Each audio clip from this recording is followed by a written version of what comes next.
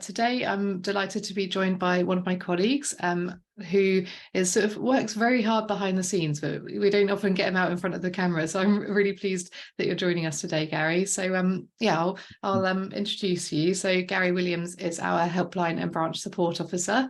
And today we're going to be talking about the cost of living crisis and some financial tips that we can provide for people with axial SpA during this difficult time. So hi to Charlotte who's watching. Thanks for joining. So yeah, welcome Garry. Thank you so much for joining me today.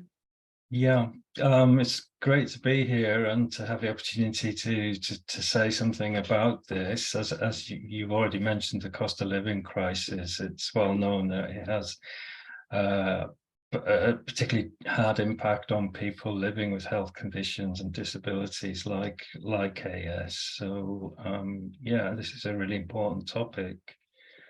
Absolutely. Yeah, really appreciate your time today. So I've just added a comment in the comment section where it's got all the links that we're going to mention today. If there's anything extra that we mention as we chat, I'll add that at the end of the session as well. But please do pop any questions that you have in the comments as we're going through.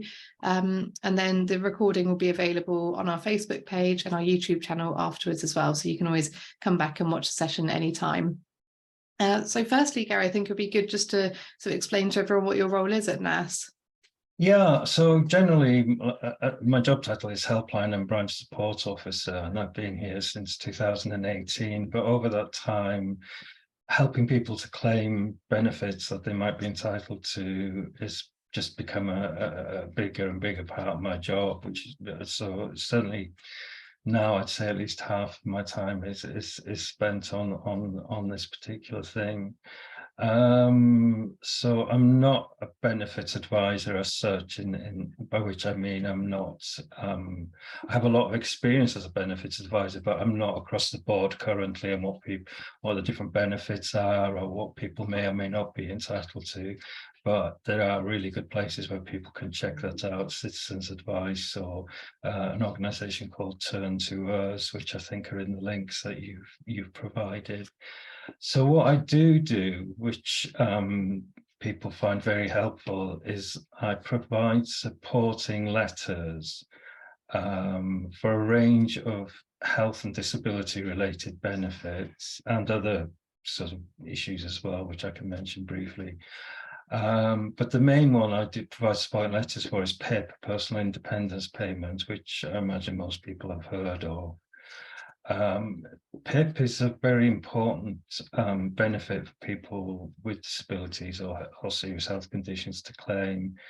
A lot of people are put off because it can be a very bureaucratic process, and you know, you have to go through an assessment either face-to-face or increasingly by telephone nowadays.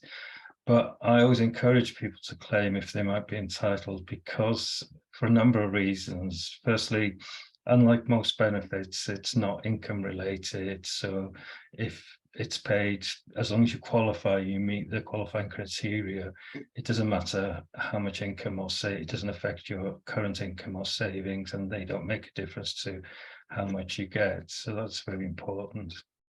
And that's because it's meant to compensate you for the additional costs or reduced income that you have because of your disability.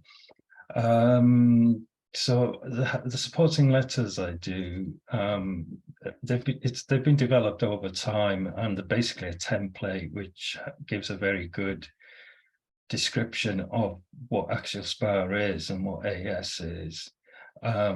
For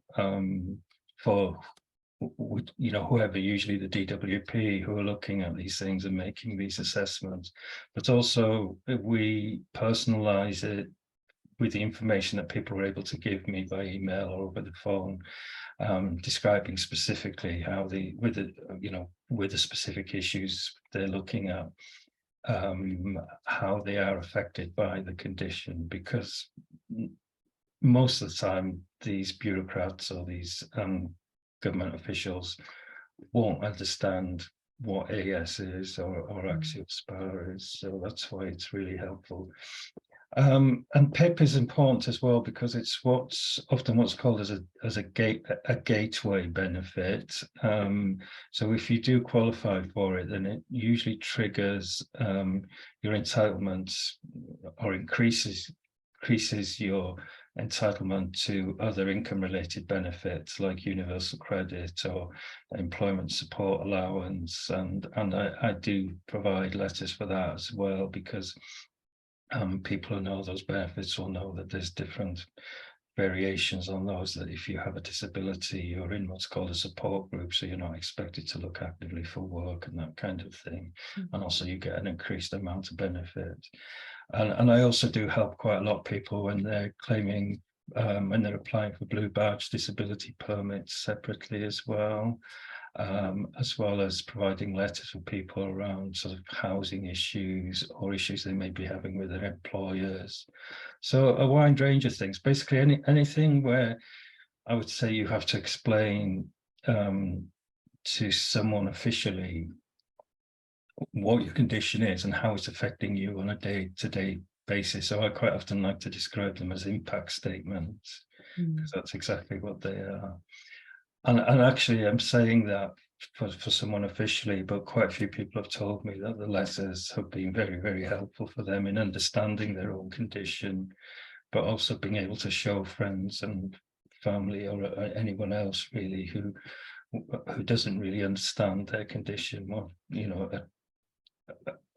a readable account of what it is. So That's fantastic. Most of it. Most of the letters I provide, 80–90% are for people claiming PIP, but I can do other letters as well. And that does make, so basically what I'm doing is what used to be referred to as income maximization. So obviously everybody, or most people, are struggling now with this, with the current economic climate, but and disabled people especially. And talking about disability, I quite often get asked by people if AS is a disability, and it's worth saying that under the Equalities Act, disability is defined as any long-term health condition that has a significant impact on your daily life. So certainly, in my experience, most people with AS or axial spondyloarthritis will be classed as disabled. So, and another good thing about PIP, for instance, is that if you do qualify for it and you get it, then it described it as a gateway benefit. But there are other things like things related to disability schemes for transport, so freedom passes, bus passes, and things like that you can apply for. And if you get PIP, it just ticks the box and then you do it, you get it automatically. So rather than having to go through a long application process, so that's why it's a good thing to have as well. That's fantastic. And I know some people have used it for, if they're going to events and they need to take someone with them for accessibility and things. It's a really good way. If you have PIP, then that sort of acts as your evidence for it as well, which is really helpful. Yeah. So, I mean, occasionally, not very occasionally, I'll get someone saying to me that they, they're not claiming PIP because they don't need it. They're financially quite well off, which is fine. Obviously, that's absolutely fine. But it's still something they might want to consider because of the other aspects of it as well. Absolutely. And I'll just share sort of with people as well the difference that PIP can make, because it's split into the daily living component and the mobility component. So they're kind of sort of assessed separately. And for daily living, it ranges sort of from £68.10 a week up to £101.75 a week. For mobility, it ranges from £26.90 a week up to £71 a week. So it really can make a huge difference to covering really the costs related to your condition as well. So for things like, if you struggle with mobility, these extra income could help you sort of with taxis to places, so you're able to get out and about more and things like that. So it can make a really big difference. Yeah, I think I would say in terms of quality of life, and that's hugely important with a condition like this. Just being able to maybe get somewhere where you can exercise or pay to see a physiotherapist or something like that, or an alternative therapist, whatever works for you, but just having that little bit extra money that can enable you to do that.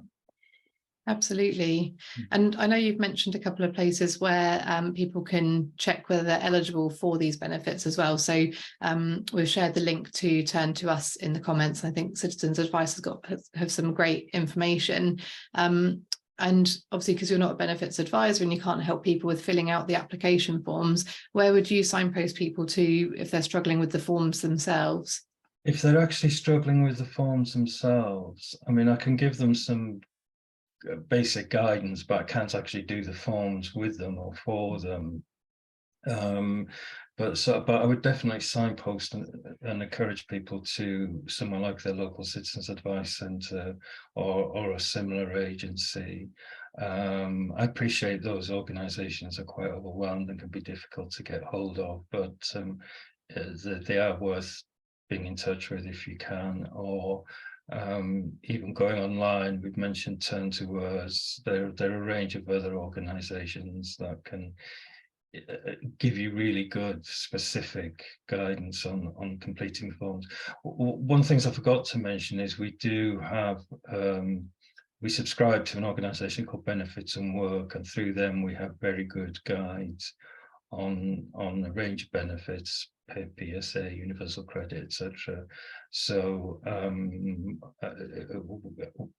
we can easily sort of send copies of those out to people as well. They are quite comprehensive and detailed, so not an easy read, but we can do that, and you can pick out anything you might need from that. So. Oh, that's brilliant. And sort of moving on from the benefits side, so there have been these sort of cost of living payments that have been coming out. Do you know if there are any more coming up for people? Yeah, there should be some coming out this autumn. I mean, currently, I don't know what the position will be next year, but the cost of living payments are being paid automatically for people on benefits. So people who are on an income-related benefit, like employment support allowance, universal credit, and others, this year they've had £300.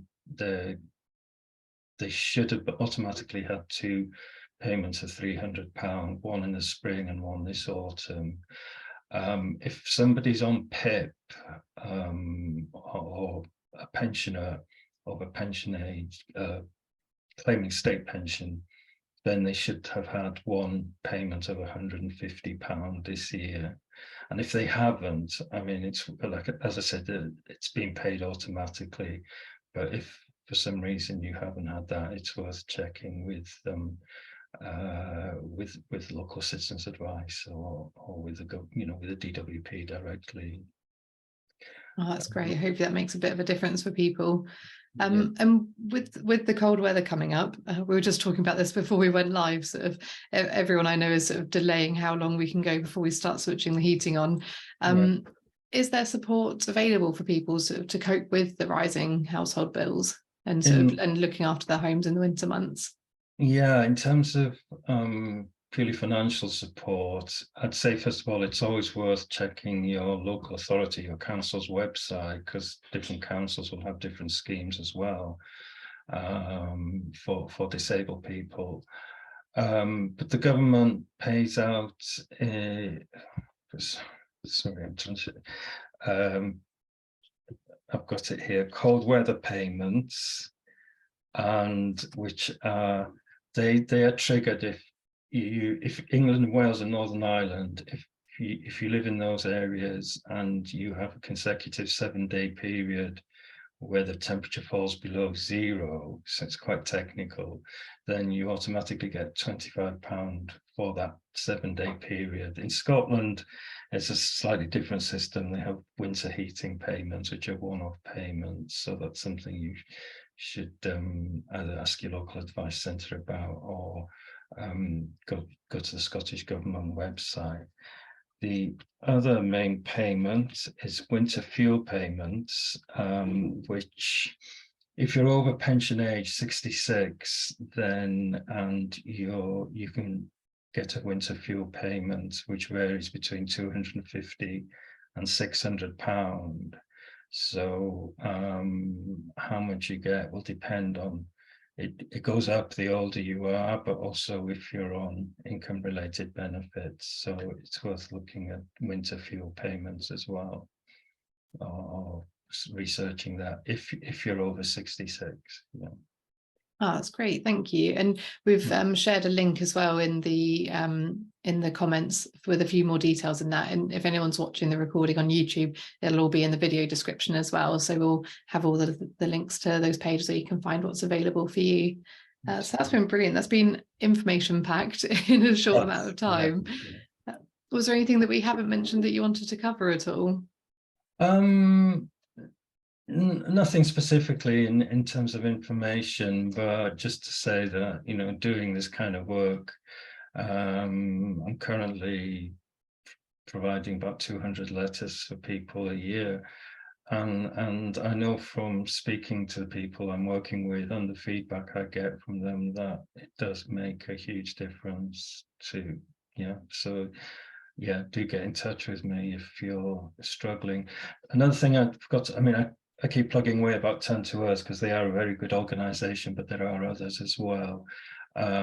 So they basically have a benefits assessment calculator, which you can just enter your details into, and they will work out what you should be claiming or what you're able to claim.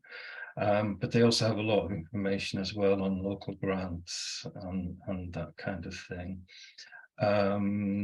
So, you know, if you're looking for a sum of money to maybe for aids or adaptations, it's always worth seeing checking their grant search and seeing what help you might be able to get with that.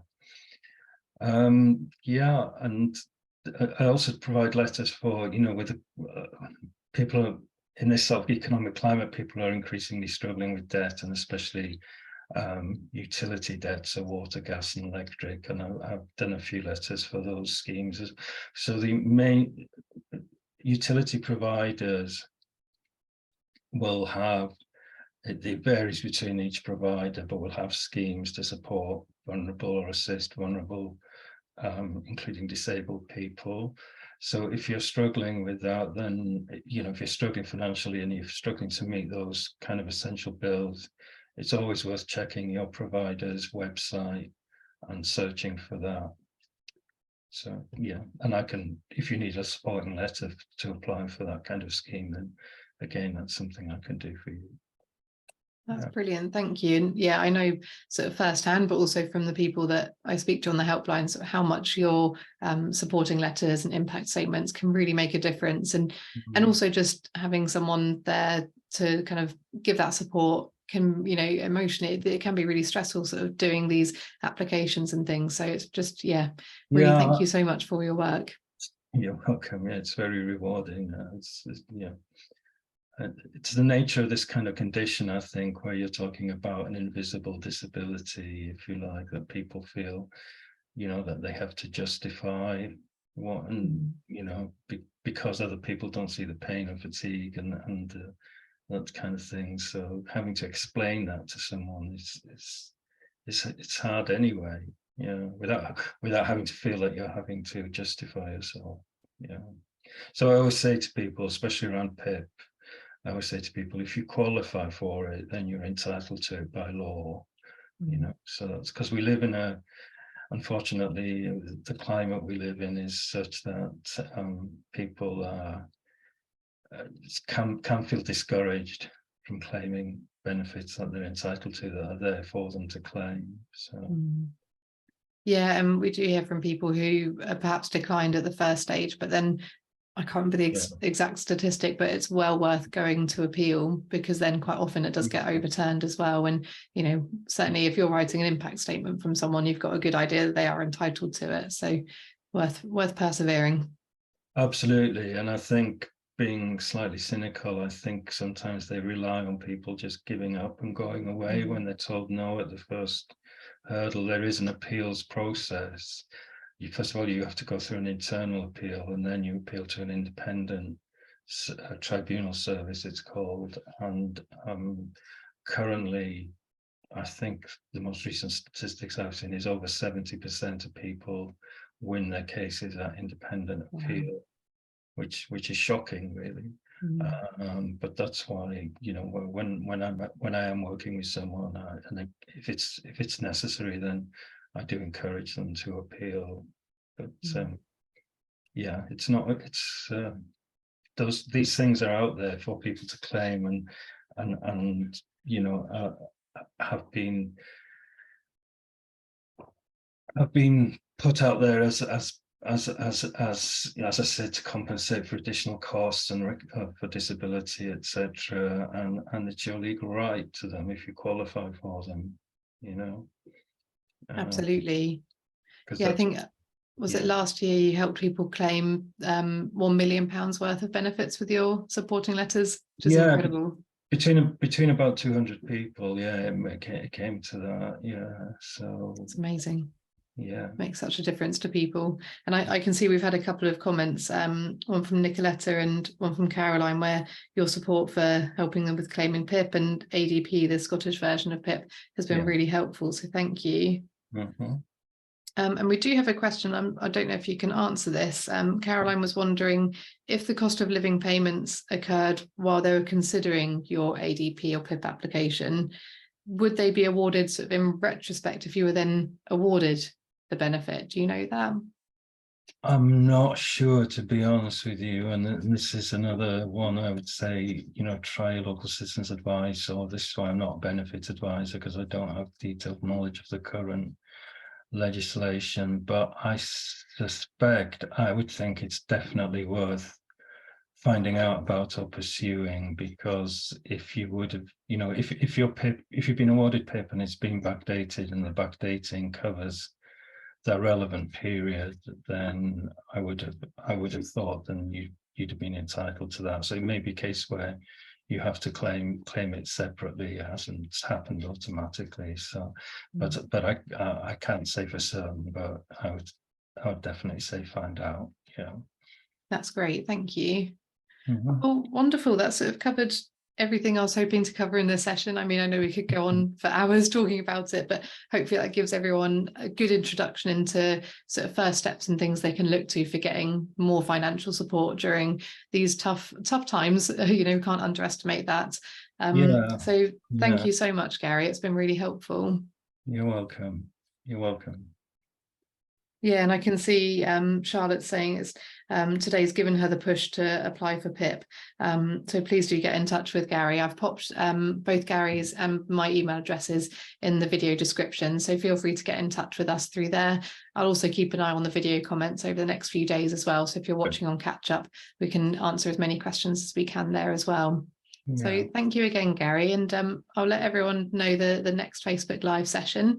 So we're going to be live on Thursday, the 26th of October at 6 p.m. and I'll be chatting with Dr. Errol James, who is a pain medicine consultant. So we're going to be looking at sort of non-medication pain relief and getting some of his top tips on how we can help manage our pain alongside our medication.